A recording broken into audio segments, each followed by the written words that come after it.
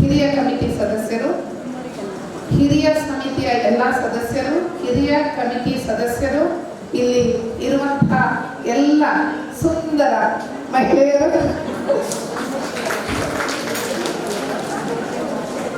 ಹಾಗೂ ನ್ಯಾಯಾಧೀಶರು, ಎಲ್ಲರಿಗೆ ಕೂಡ ಮಹಿಳಾ ದಿನಾಚರಣೆಯ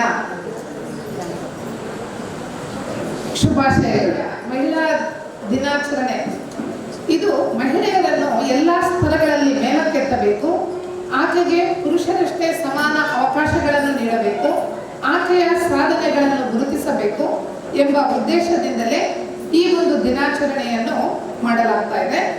ಇದು ಒಂದು ಗುಂಪಿಗೆ ಅಥವಾ ಸೀಮೆಗೆ ಸೀಮಿತವಾಗಿಲ್ಲ, ವಿಶ್ವವಿಡೀ ಆಚರಿಸುವಂತಹ ದಿನವಾಗಿದೆ.